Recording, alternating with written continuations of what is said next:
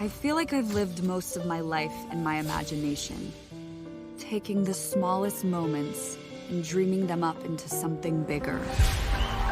But I always had this feeling that at any moment, something horrible was about to happen. Of course I'm gonna be there. I'm gonna be sitting in the front row, shorty.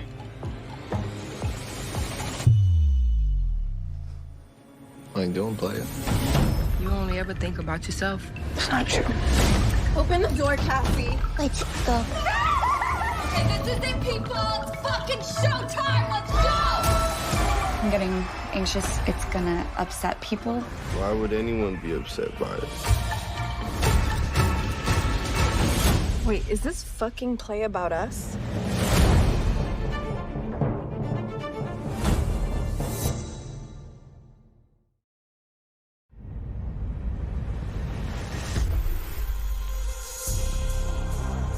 The spirit of Euphoria is always empathy, to see people from their own eyes and try to feel what it's like to exist in somebody else's head.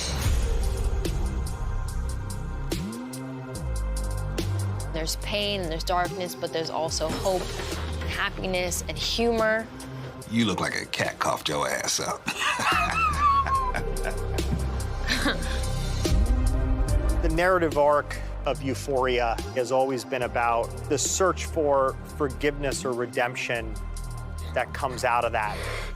If this show is going to be honest about addiction, it needs to be honest about the lines that you cross, that you feel like you could never come back from. It's okay, Rue. If Rue is going to get clean, then it means she's going to have to face the shame and embarrassment of what she's done. Ali?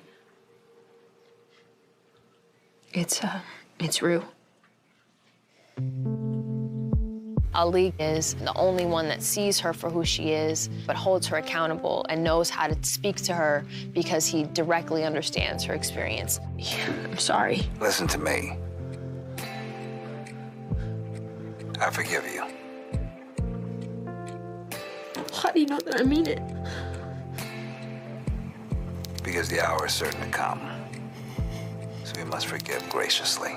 To have Ali be able to say that to Rue, I think, is such a relief for her, that she's able to accept all of the things that she's done. And I think he brings that same quality to Gia in this feeling of it's okay to be angry.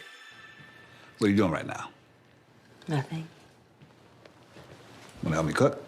I can help. Nah. You keep your stank, withdrawal, diarrhea ass on away from our food. Oh, you want to tell me about the... I think you should. I loved doing those scenes with Ali. I mean, he, I think, is the breath of fresh air in this season.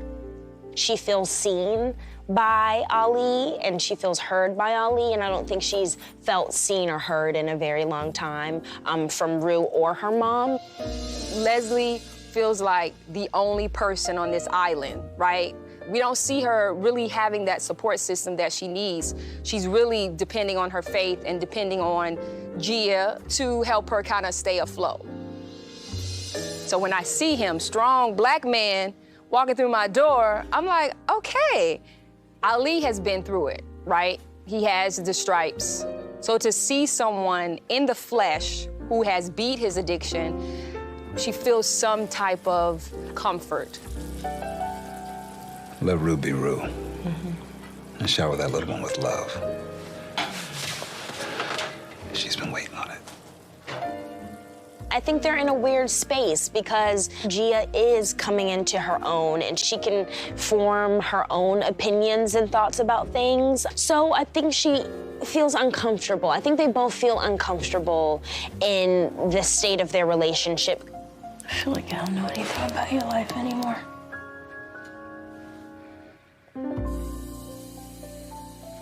I'll tell you when you get back.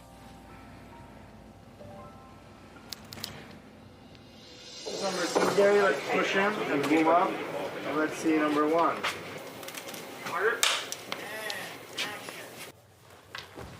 Yeah. So what are we doing here?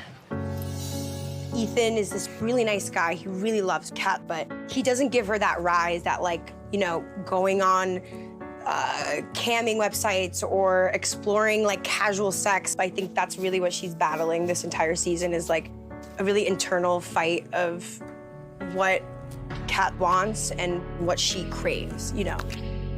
I feel like there's a loneliness that a lot of people in this show feel, like just like not being understood, wanting to express themselves, not knowing how to express themselves, or not knowing like how to care for themselves or give themselves love. That's what Ethan and Kat are both going through. You've been thinking a lot about our relationship because you have a terminal brain disorder. I think Kat doesn't know how to go about any of this, which is ruminating in this entire season.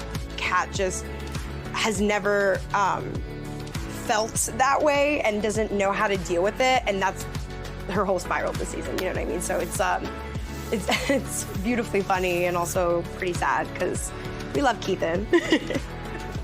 Bye. One of the things I love most about the show is being able to sort of provide more context for why someone is the way they are.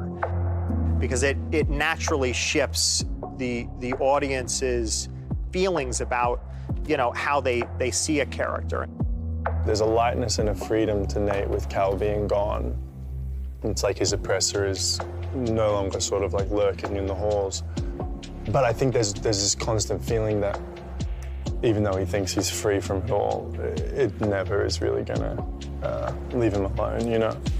He's deeply flawed, and somehow, some way, we raised a child who's even more deeply flawed. It was super eye-opening to do these scenes with Marsha.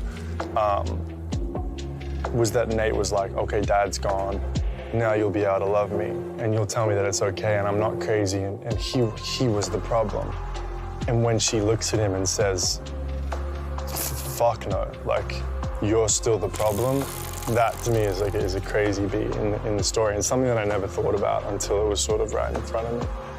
That's an incredibly broken, like, child. What are you doing? Don't worry, I'm not here to apologize. Not an easy scene to film. Really, it's just traumatic to walk into your bedroom and someone that you love and who you thought loved you is sitting there threatening you with a gun. I'm gonna need that disc now. The only thing scarier than having that giant man on top of you with a gun to your head is if he had a gun to his head and he was threatening to shoot himself that close to your face would be one of the more horrifying experiences to endure.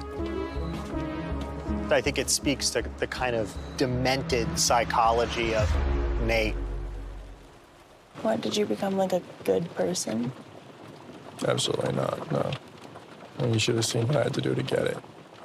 On paper, it seems like Nate plays a lot of games and everything's structured, but I really don't think in his head that he's playing games at all. To him, any kind of love, he's gonna like accept. And I think that brings him a great deal of comfort because it means he won't end up in the same place that his mum and dad did. I ruined my entire life for you.